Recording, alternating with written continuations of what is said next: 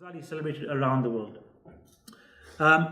Going to his actual early life and how he grew up, he was born in a town called Tus, rahimahullah ta'ala, and his father passed away whilst he was still a young boy. So he was orphaned when he was very young. But his father, before passing away, asked one of his friends, somebody close to him, to look after his two sons, Muhammad and Ahmed. Ahmed was the older son, Ahmed al-Ghazali, and Muhammad was the younger son, Muhammad al-Ghazali. Imam al-Ghazali that we know is Muhammad al-Ghazali, right? So he's known as Abu Hamid, Muhammad ibn Muhammad al-Ghazali, and ibn Muhammad actually, three times, al-Ghazali, rahimahullah ta'ala. He had an older brother called Ahmed ibn Muhammad.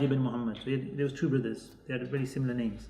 Their father passed away, and I don't have the name of the person who looked after them, but he put them into a madrasa. His mother was still alive as well.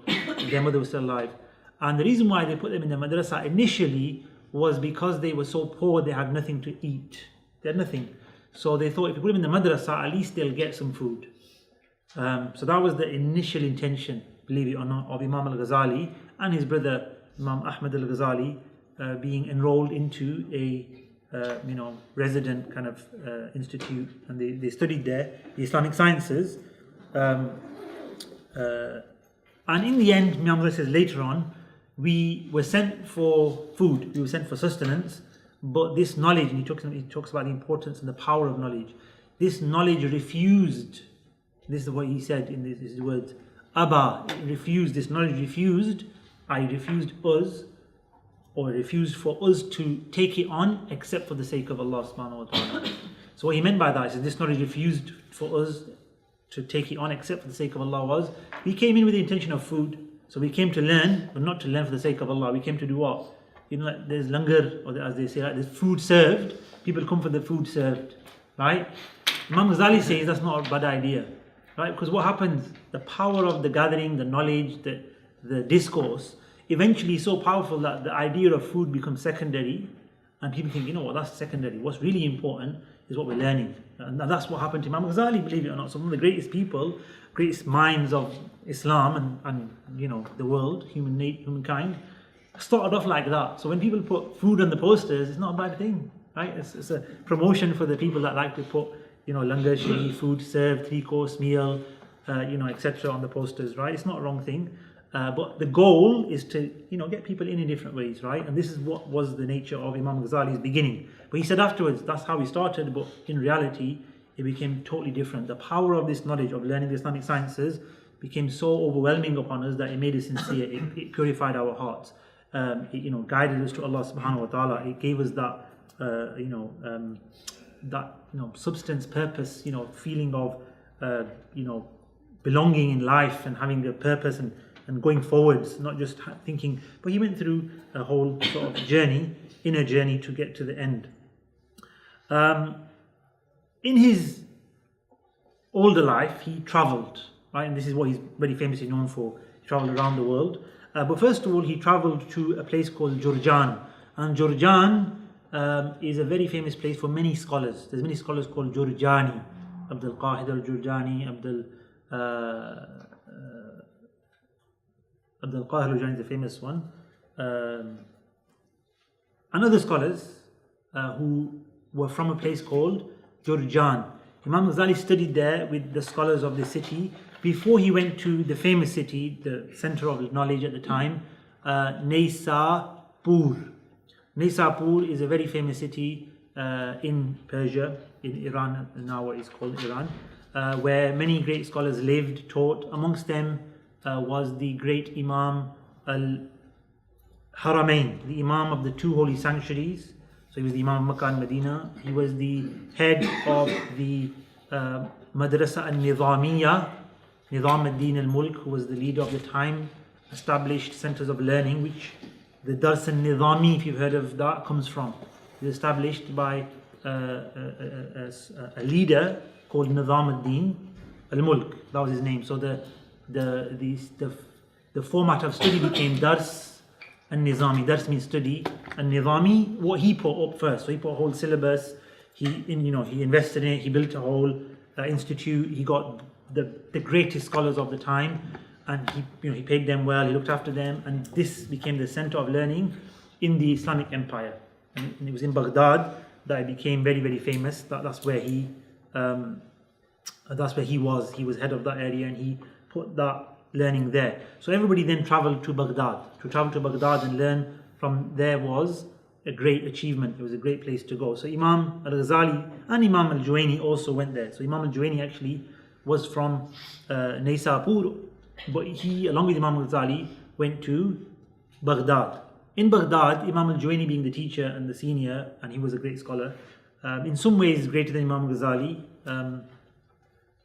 but he himself indicated to, and a lot of scholars say that Imam al-Ghazali surpassed him. He was one of the great scholars who's got works, especially in theology. In theology, he's said to be greater than Imam al-Ghazali. In spirituality and other topics like fiqh and otherwise, they say Imam al-Ghazali was, Allah Alam, was greater. So Imam al-Juwayni, Imam al-Haramain, he became leader of the two, Makkah and Medina. He became so great that even in Makkah and Medina, they made him the Imam. Whenever he would be there, they'd give him the imamate, the leadership, and he'd have the highest seat there. He was such a great scholar. He was the teacher of Imam al-Ghazali. When he passed away, they appointed Imam al-Ghazali as the head of the Madrasa al-Nizamiya in Baghdad. Now, to put that in context, that's like being the president or the chief executive of what's the biggest university of Harvard or Cambridge today. So he was the most powerful or most recognized Islamic academic of his time, and he led the classes of the scholars, not students of knowledge anymore, but the scholars. So all the scholars would sit with him. He was in charge of them. He would give them guidance and so forth. And many of his students are great scholars that came after him and wrote books and did great work. So he basically at that time he was around. So he was born in 450 AH. We should mention that 450 AH after Hijrah, right? Which is, I don't have the exact Gregorian date, but is roughly around. There's about 600 years difference between the Gregorian calendar and the Islamic calendar, right? So the Prophet was born around 600 AH, and Islam was there 600 AD or CE, Common Era as they call it. That was when Islam was. So just add 600 on, right? And you'll get to the Gregorian calendar. So if it's 480, about 1000 after 1000 Common Era, CE was the time of Imam al-Ghazali to 1100 in our Gregorian calendar, right? The calendar they use in the West and generally. But he was born in 450 AH. So the Prophet made the Hijrah from Makkah to Medina in 0 AH. 450 years later, Imam al-Ghazali was born. So this is his relevance or timeline. He left for Baghdad in the year 483. So he arrived in Baghdad in the year 483, and he became the head at the time. Sorry, 482, I believe. 484, excuse me. It's in the Arabic numerals, my bad. 484. So he arrived in Baghdad in the year 484, and he was made head of the madrasa in Baghdad called Madrasa al-Nizamiya, and he started writing books. He was given a lot of wealth. He was given a lot of support, i.e. to do a lot of work, writing works, teaching when he had the time and resources to do as much as he could. And he was very proactive. So he wrote some of his books at that time. 4 or 5 years later, roughly in 488 after Hijrah, so 4 or 5 years later, something happened, and it wasn't outside in the world, it was inside the heart and mind of Imam al-Ghazali, and he became averse to the world, all the wealth he'd been given, the status of being the head of the Islamic, intellectual world. He didn't see that as a prestige anymore. He didn't really feel that's what life was about, and he wanted to get away from that. He felt, some kind of loss of purpose or loss of, substance, and he wanted to find something, wanted to discover himself in a sense. And this is the point where people start saying Imam Ghazali doubted his beliefs or wasn't sure about Iman, and that's ridiculous, and he never did that. He thought in that way, yes, because he was thinking about us, thinking about people who will go through that. And that's what he came to understand through this spiritual journey that he went upon in that time in the year 488. So he left Baghdad and he went for Hajj. In 488 he decided to go further towards the west, towards Makkah, Medina from Baghdad, and travel the world as well. So he went to Hajj. In 488 he made Hajj that year. And the following year he came to Damascus. He traveled to the land of Damascus, Syria. And that's where he did a lot of his personal sort of reflection, his spiritual struggle, worshipping Allah subhanahu wa ta'ala. And he was aloof. He was not known to people. So he didn't go and say, I'm Imam al-Ghazali, I've come here to, he just kept himself to himself. He worked, cleaned masajid, did manual work to earn a living. After sitting on the throne of scholarship and having everything at his mercy, he decided to do this, right? And he was studying, he was reflecting, and he studied. He was a master, of course, right? And he actually left Damascus, and that's actually where he authored the majority, it said, of Ihya Uloom, the book we're going to go through. It was authored in the city of Damascus. They discovered him. How did they discover him in Damascus? What happened was, he was in the masjid, the grand mosque, called the Masjid al-Umawi, the Grand Umayyad Mosque, and he heard two people talking about a mas'ala, an issue. The mas'ala was around talaq, and it can get complicated, and they were confused, and they went to the Imam of the masjid, obviously, and asked him, and he was listening. Imam Ghazali picked up on the conversation, as he was like a caretaker, cleaner there at the time. And he had a little room to stay in and so forth. So he stayed in the masjid in one of the rooms at the side. So he was listening, he was there all the time. So he heard this. They went to the Imam, they got the answer, and they came back, and he was interested in what had been said, because it was very difficult, quite complicated situation that can happen in those things, right?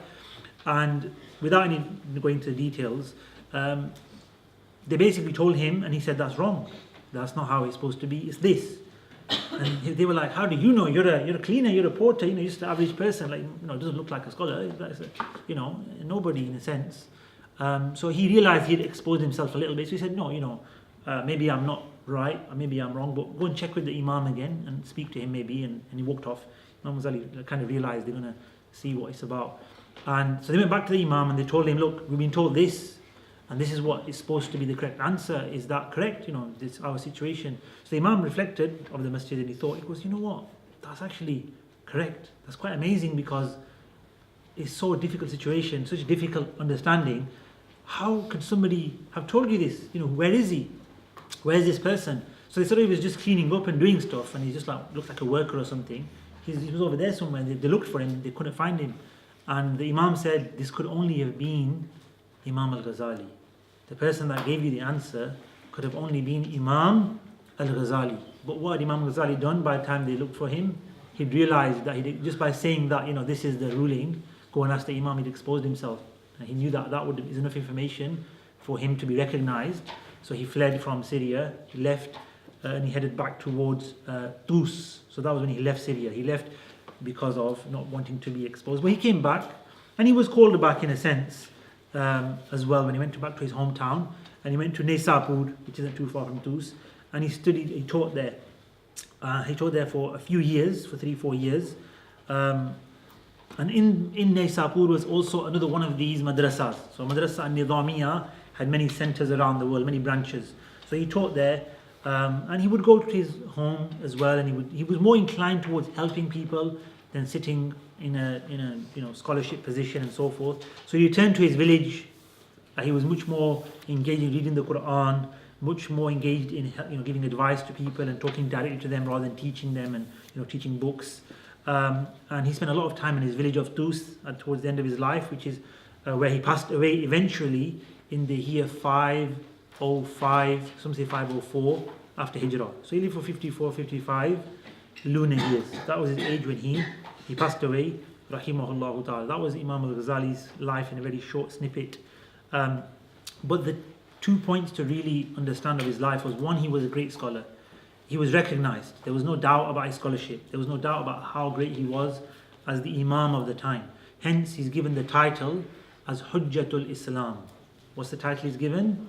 Hujjatul Islam, which means the proof of Islam, the argument for Islam. He himself and his works and what he achieved is enough. One of the scholars said, if all the sciences of Islam were to disappear, we'd have nothing left.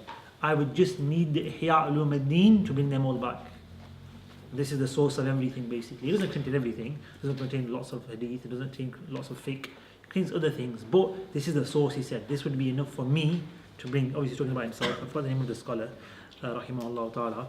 And many people praised the book Ihya Uloom. Many people saw it in their dreams. Many people have been recommended to read it in their dreams. Even till today, people saying, I saw a dream where I was told to read Ihya Uloom. This is how celebrated and how widespread this book is. Even in some dreams, it said that the Prophet ﷺ acknowledged this book, that he saw this book and he said, this is a book from one of the great scholars of my ummah. So he was recognized by the Prophet ﷺ in dreams of the pious and even the normal people. So that's the first thing. He was a great scholar, no doubt about it. The second element, which is what's relevant to this book and us in the future of this Tuesday evening, is he was somebody who didn't just teach or deliver lectures. He really wanted to help people. And I don't mean here about monetarily, if they got, they lack food or drink or housing. He wanted to help them spiritually. He knew people, we have like different needs. We have food, we have shelter, we have spiritual needs. We have a inner, soul and a mind and a heart. And this was everything what Imam al-Ghazali is about. And he's unique in this sense. He was so concerned about this that his books are unique in dealing with these issues. You will not find any better discourse, any, such a sort of relevant and easy to understand language than Imam al-Ghazali in this regard. He was the most practical of all. So his book is very practical. Ihya Uloom is a very practical book, and so are many of his works, because he realized he wasn't writing for the scholars, he was writing for the Muslims, and including the scholars, by the way. He was writing for the Muslims, including the scholars, because he says in many of his books, the scholars have become so engrossed in their knowledge, they've forgotten about prayer, they've forgotten about their souls, and they've forgotten about these things. So he wrote for them as well. He wrote for everyone to practice Islam and to make the most of their practice of Islam and to understand the obstacles. And so for that reason, he wrote many works. One of the works which I particularly like, which is said to be attributed to Imam Ghazali or otherwise, but Allah Alam, is a work called The Methodology of the Worshippers, Minhaj al-Abidin. You'll find it printed as a book of Imam Ghazali. A lot of scholars believe it's the book of Imam Ghazali, but it's one of the few books that is not, we're not 100% sure if it was authored by him or somebody else, and his name is attributed to the book in many of the historical sort of reports and biographies of him. So we'll take it as a book of his. Even if it's not, it's actually a very similar book to his books basically. And it's called The Methodology of the Worshippers, Minhaj al-Abidin. Again, I believe he's got a few English translations, a very practical book. And basically it's about you and worship. And you have, people ask the question, I got asked recently, I get distracted in prayer, what do I do? Right? You want to know what to do? Read Minhaj al-Abidin, The Methodology of the Worshippers. The dunya is too much, work and money, and I'm so heedless of prayers, I didn't even realize it was Asr time, and Maghrib Azan happened. It happens to people, they're so heedless, right? Sometimes we need salah alarm clocks, right? It's good to have friends like that say it's prayer time, because we're sometimes heedless of the prayers, right? Not that we want to miss them, it just happens to miss them, right?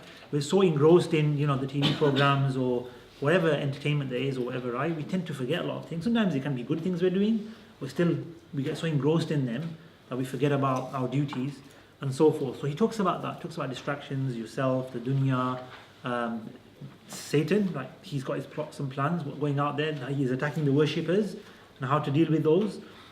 It's a beautiful book. Alhamdulillah, it's a book that we did cover to cover. It's not as long as Ihya Uloom, which is 4 volumes. It's probably like a tenth of Ihya Uloom. It's a normal sized book, really practical. Alhamdulillah, we read it cover to cover with our teachers, studied it. Really helpful to a Muslim, to anybody, not just if you want to practice Islam, if you just want to understand practice of Islam and better your practice of Islam and just get aware of the challenges we have. So there's a spiritual element, a large spiritual element to the book and practical element to the book as well. But the main book of Imam Ghazali is the Ihya Uloom, in which he kind of incorporated everything else. But he was wise and he knew that not everybody would be able to read such a large book. It's 4 volumes. And hence I think why the earlier comment of we don't really know the value of Imam Ghazali is because we don't, how many of us are going to read a 4-volume work, right? Well, let's try to do it together. So this is inshallah the start of reading the whole book. That's the intention. So like I said, the intention is important. So let's all intend to read a 4-volume book in our lives, cover to cover. And let's make it one of the most valuable and practical and important books ever written, Ihya Uloom, right? In the most common prints is 4 volumes. You can get it in 8 volumes, 7 volumes. The latest Arabic edition is in 9 volumes. Actually edited by one of my teachers, who was editing it whilst he was teaching us and doing classes with us. And it's the best ever Arabic edition, in Arabic that was released.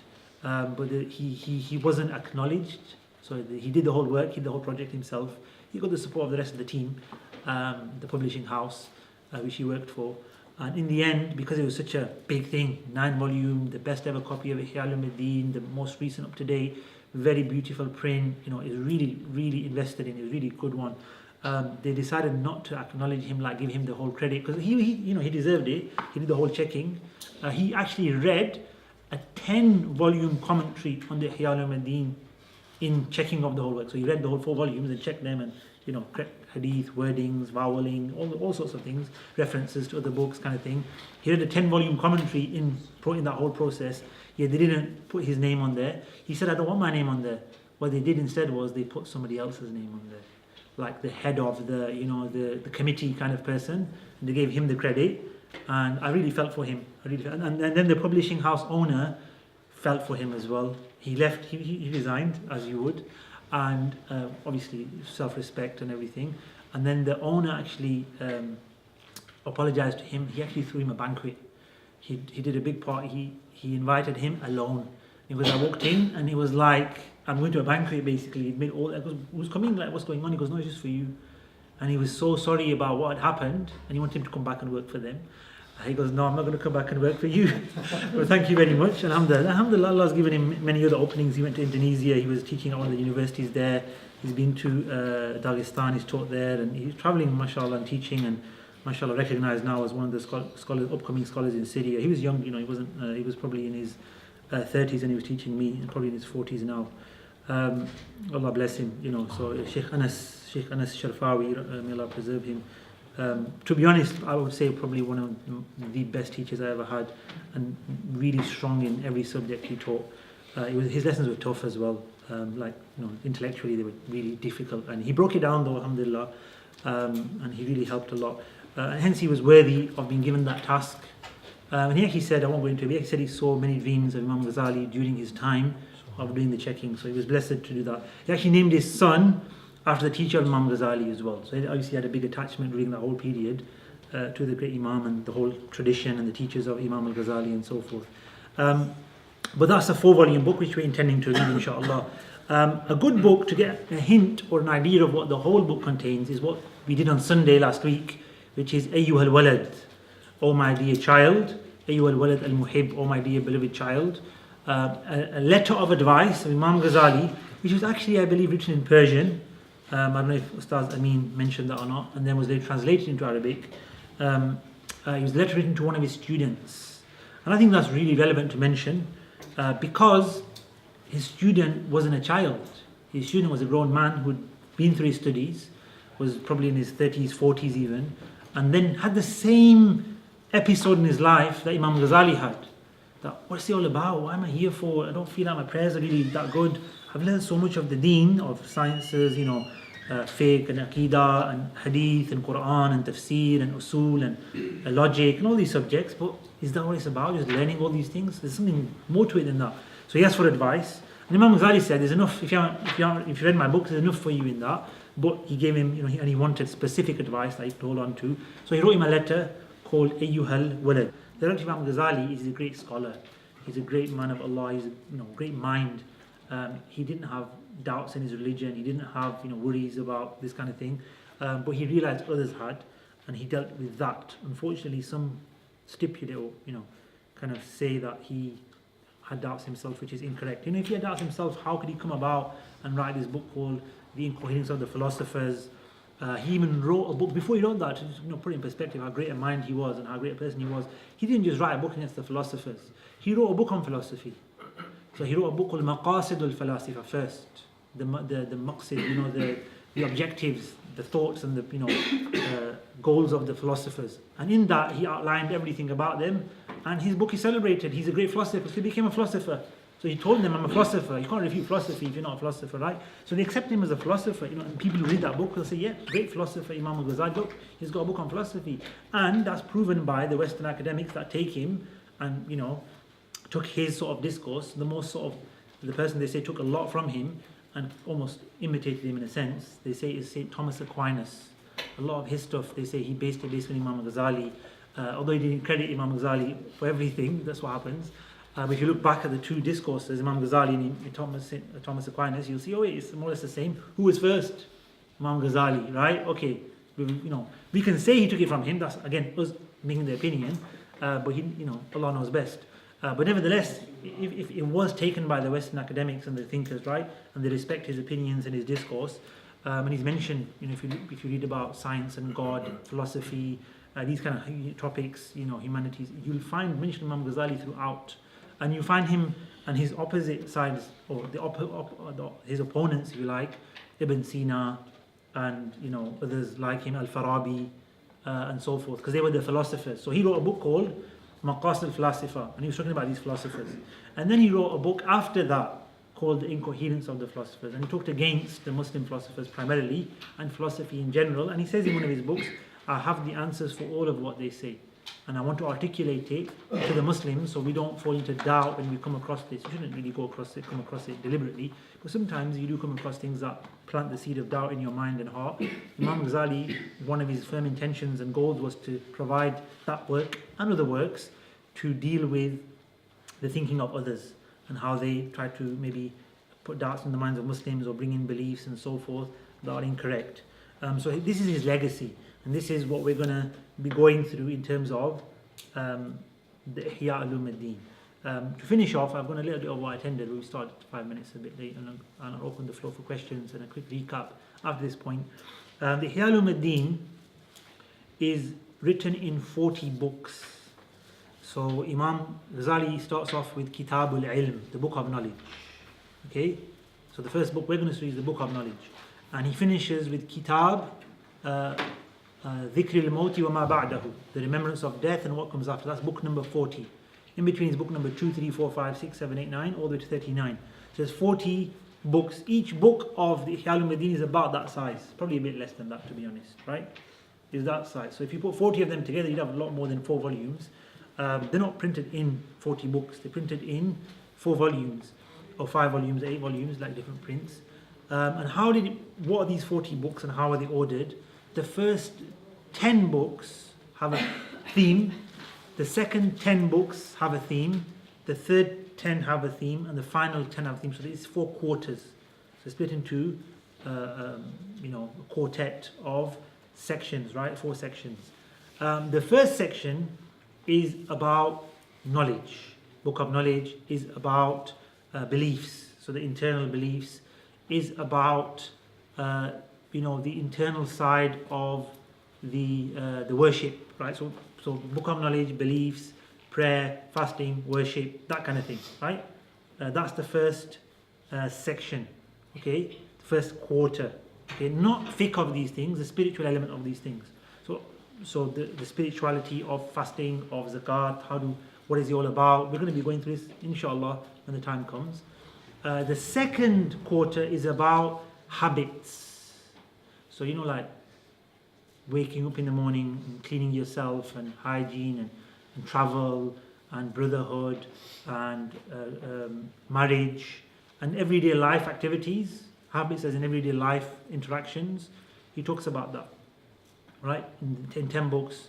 And he's got a book in there which is very important, the book of invocations, which is the du'as you do in your daily life. So the daily life activities and how to go about dealing with them. So brotherhood, raising children, this kind of thing, right? Looking after others, responsibilities, etc. The adat, every day. Not worship, although it's worship if we make it worship, but generally things that are not the 5 pillars of Islam and directly known as worship, right? Things beyond the normal form of worship, the adat, is called the habits. Then the third section, the third quarter, is about the good characteristics, or what we call,